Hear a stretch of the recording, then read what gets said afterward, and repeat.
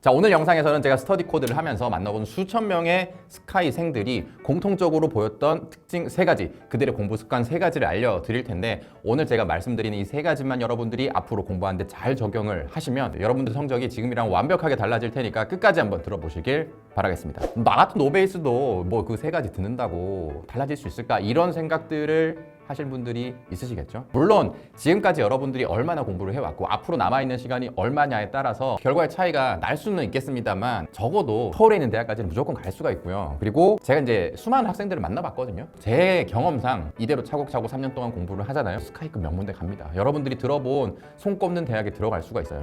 일단 여러분들이 예상하는 내용을 제가 먼저 말씀을 드려보면, 일단 스카이생들이면 어마어마한 공부량을 갖고 있을 거다, 아니면 너무 천재적인 머리를 갖고 있을 거다, 아니면 지나친 도끼, 나는 없는 그 공부 의지 도끼를 가지고 있을 거다라고 생각을 하시겠죠? 전혀 아닙니다. 그런 오해를 깨트리는 것부터 시작을 하셔야 돼요. 물론 공부량, 첫 번째, 공부량이 많기는 합니다.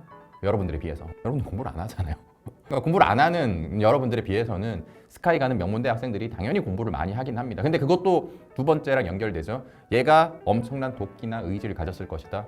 그것도 아닙니다. 이런 것들에 대해서도 제가 뒤에서 설명을 드릴 테니까 이것도 아니다라는 그런 환상을 먼저 깨셔야 됩니다. 제가 설명드리는 게 어떻게 보면 되게 에이 뭐 고작 이런 거야? 라고 생각하실 수가 있으실 텐데, 듣고 보면 나는 왜 저 뻔한 걸 안 하고 있었을까?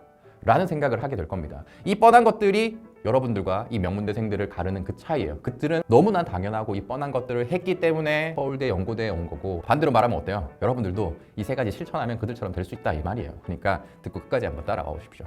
첫 번째는 계획 세우기입니다. 계획을 세우는 것도 중요한데 계획을 어떻게 세우느냐가 정말 중요합니다. 일단 여러분들이 생각하는 계획과 그들이 세우는 계획을 좀 비교를 해서 제가 설명을 드리겠습니다. 여러분들도 지금 생각을 할 거예요. 나도 계획 있는데? 여러분들이 있다고 믿었던 그 계획은 일반적으로 이렇죠. 오늘 9시부터 10시까지 수학 공부할 거야. 1시간 동안 나는 영어 공부를 할 거야. 7시부터 9시까지의 국어 학원을 갈 거야. 집에 와서 11시부터 12시까지 혼자 자습을 할 거야. 지금 뭔가 의문이 드시죠? 왜? 그 계획이 뭐가 잘못됐나? 그렇게 여러분들이 계획을 세워왔기 때문에 계획을 못 지킨 거예요. 여러분들의 계획의 핵심이 뭔가요? 몇 시부터 몇 시까지, 몇 시간. 시간 중심의 계획이었다는 거죠. 그런 식으로 계획을 세워서는 절대로 공부를 잘할 수가 없고 계획을 잘 지켜나갈 수도 없어요.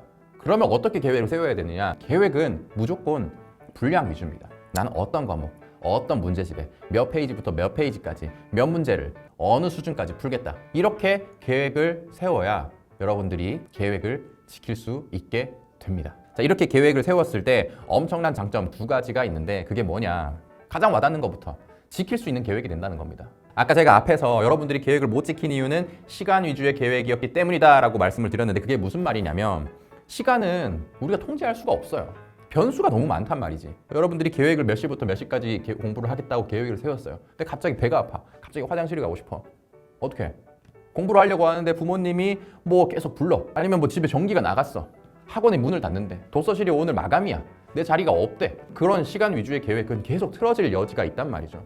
그렇기 때문에 여러분들은 작심삼일을 반복하는 겁니다. 왜냐면 시간이 계속 틀어지거든요. 내가 10시부터 땅 하고 공부하려고 했는데 외부적인 요인에 의해서 그 계획은 틀어질 수가 있거든요. 아무리 의지의 달인이라고 하더라도 그건 틀어질 수밖에 없기 때문에 시간 위주의 계획을 세우면 지킬 가능성이 현저히 떨어집니다. 반대로 분량 위주의 계획을 세우잖아요. 오늘 내가 10문제를 풀겠다라고 계획을 세워뒀어요. 그럼 아침부터 저녁까지 하루 24시간이 있잖아요. 뭐 잠자는 시간 빼고 10몇 시간 정도 깨어 있다고 봅시다. 그러면 10몇 시간 동안 그걸 하기만 하면 돼. 아침에 일어나서 하려고 했는데 뭔가 변수가 생겨서 못했어. 피 컨디션이 너무 안 좋아서 늦잠을 자버렸네. 그럼 학교 끝나고 틈틈이 중간중간 쉬는 시간이나 점심시간에 해도 되겠지. 야자 시간에 또는 혼자 뭐 자습 시간에 해도 되겠죠. 언제든 하기만 하면 된단 말이지. 1시간을 공부하든 2시간을 공부하든 상관없어. 10분을 공부해도 괜찮은데 내가 오늘 이 미션을 해야겠다라는 명확한 목표 의식만 있으면 이전보다 지킬 수 있는 계획이 된다, 그 말씀입니다. 여러분들은 계속 공부 계획을 세웠지만 계속 무너졌기 때문에 나는 안 되나 봐 라는 생각을 하면서 점점 스스로를 포기해버리죠.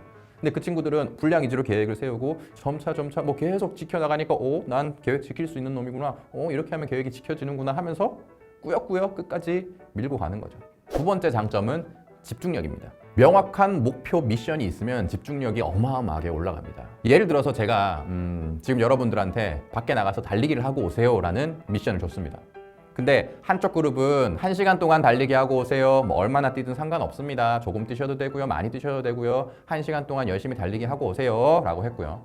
나머지 B그룹에는 제가 자, 여러분들 지금 나가서 1km만 달리고 오십시오. 1km 달리고 오는데 시간이 얼마나 걸리든 상관없습니다. 대신 빨리 들어오는 분들은 제가 시원한 음료수랑 쉴 수 있는 그런 시간을 제공을 할 거고요. 늦게 들어오시면 다음 일정이 있기 때문에 우리가 뭐 먹을 거나 그런 휴식 시간을 드릴 수가 없어요. 라고 했다고 봅시다. 누가 열심히 뛰겠어요? 자, A그룹에서도 열심히 뛰는 학생들이 있을 수 있습니다. 어차피 나가서 운동하는 거 열심히 한번 해보자 하고 독하게 뛰고 1시간 동안 열심히 최선을 다해서 뛰는 학생들이 있을 겁니다. 그게 최상위권들이겠죠. 여러분들은 많이 안 뛴다고 뭐라고 하는 사람도 없는데 그냥 설렁설렁 뛰지 뭐 라고 하겠죠.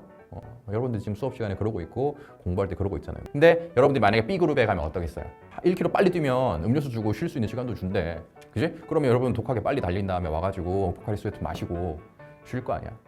공부도 마찬가지입니다. 여러분들 예를 들어서 1시간 동안 내가 수학 공부를 해야겠다라고 생각을 했어. 1시간 동안 수학책을 펴고 집중을 하나 집중을 하지 않나 1시간은 어차피 흘러갑니다.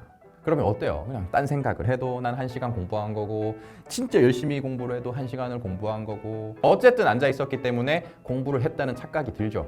근데 만약에 오늘 10문제 바짝 풀고 나는 놀겠다라는 계획이 있다고 봐요. 그러면 어때요? 뒤에 놀기 위해서라도 진짜 집중을 하겠죠.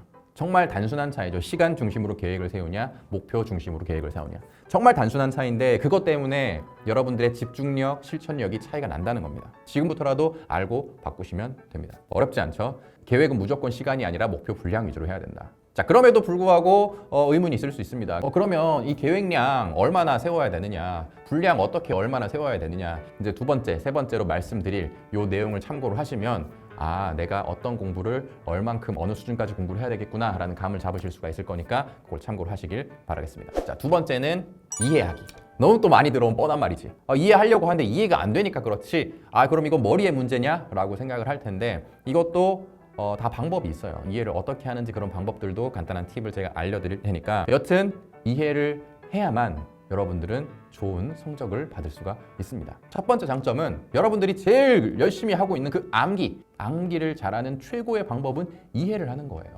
이게 무슨 말이냐? 자, 조나모 코치님 강의 들으신 분들 중에 이삿짐 센터 전화번호 기억나시는 분? 뭐 8224든 248이든 8282든 2424든 뭔가 그런 류의 기억 나잖아요.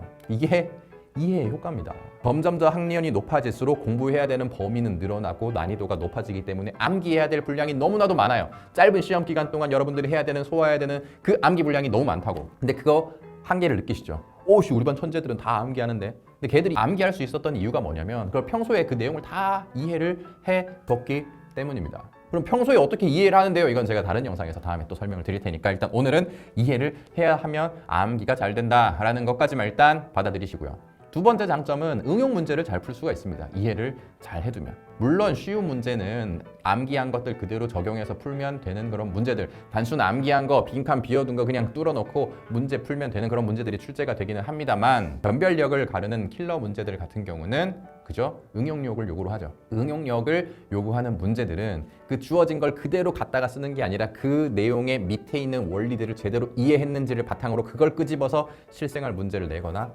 한다는 말입니다. 예를 들면 여러분들 근해 공식 잘 알고 있죠? 근해 공식 적용해서 시험 문제 바로 풀 수 있는 문제 몇 문제 나와요? 나와도 제일 쉬운 문제지. 그죠? 근데 그걸 가지고 응용하고 뭐 근해 개수가 얼마니, 그래프 모양은 어떻게 되니, 접점이 개수는 몇 개니, 뭐 그런 문제들이 다 나오잖아요.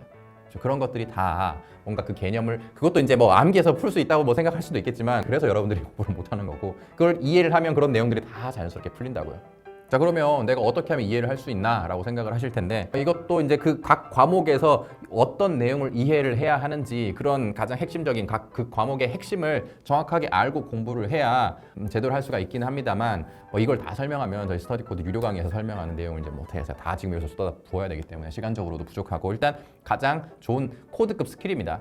여러 영상에서 저희가 말씀을 드렸는데요. 가장 핵심적인 방법, why 질문을 하는 겁니다. 왜라는 질문을 하는 겁니다. 어떤 개념이 나오면 왜 이런 개념이지, 왜 이렇게 되지라고 깊이 있게 파고들어서 계속 왜 질문을 하는 거고요.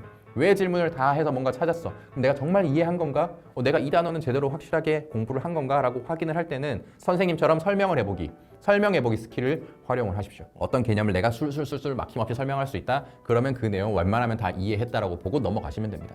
노베이스라 가지고 지금 이해한 너무 오래 걸리는데 이거 언제 다 하냐라고 생각하는 학생들이 많이 있겠죠. 물론 이거는 이제 시간을 줄여줄 수 있는 획기적인 방법이 아닙니다. 내일 당장 성적이 뿅 하고 오르는 게 아니에요. 지금까지 공부를 안 했던 만큼 이해를 하면서 되짚어 가야 되는 분량들이 많을 수밖에 없어요.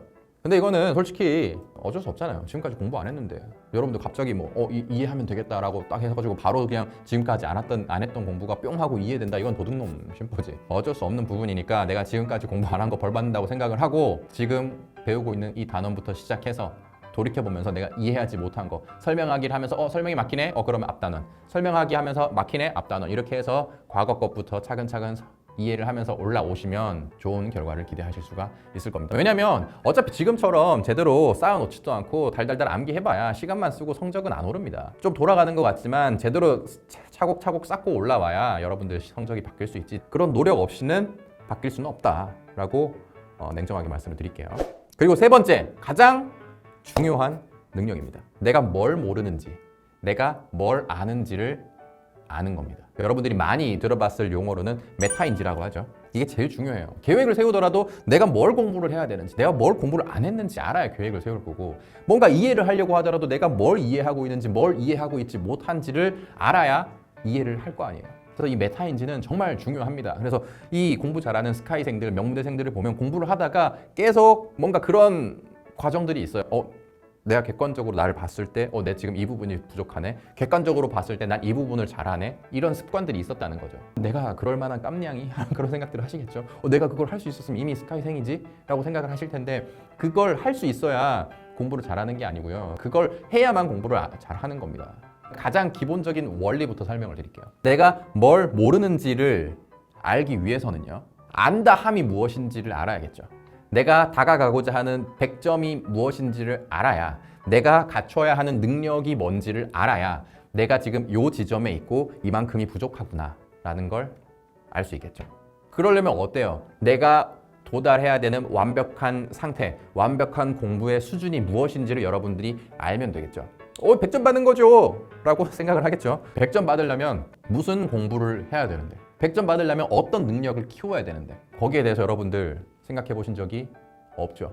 그냥 공부 많이 하면 되는 거 아니에요? 선생님 시킨 거 하면 되는 거 아니에요? 근데 여러분들 다 똑같은 수업 듣고 또 똑같은 공부를 하는데 최상위권들은 잘하고 여러분들은 못하는 이유가 그 차이예요.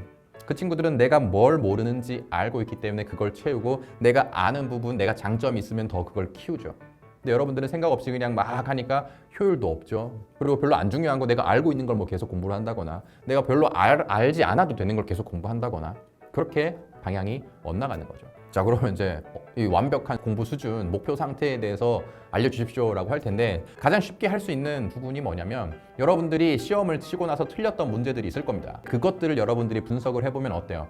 내가 틀린 부분, 내가 부족한 부분, 내가 100점까지 도달했어야 되는데 모르는 부분이잖아요. 그것들을 집요하게 한번 분석을 해보세요. 내가 이 부분을 암기를 못했나, 어떤 부분의 원리를 몰라서 그렇나, 어떤 부분에 이해를 제대로 못한 건지, 아니면 내가 아예 공부를 안 해서 그런 건지, 아니면 이 개념은 다 아는데 내가 문제풀이 능력이 부족한 건지, 문제풀이 과정에서 어떤 부분을 실수를 해서 그런 건지, 여러분들이 부족한 부분이 무엇인지 여러분들이 틀렸던 문제를 가지고 한번 분석을 명확하게 해보시면 좀 도움이 되실 겁니다.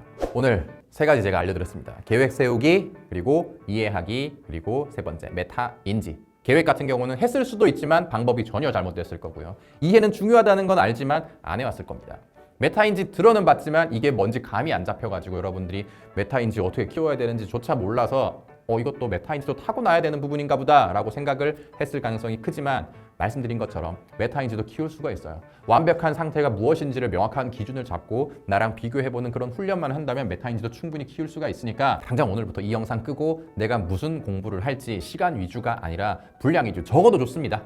수학 5문제 풀기, 국어 영어 지문 1개씩 풀기, 영단어 5개 외우기 이렇게 조금씩이라도 괜찮으니까 분량 위주의 계획을 세워보시고요. 그 계획을 공부를 할 때 왜라는 질문을 던지면서 이해하기 위해서 한번 노력을 해보시고요. 오늘 하루가 그 공부 시간이 다 끝난 다음에 내가 계획한 이 공부를 내가 제대로 다 했나?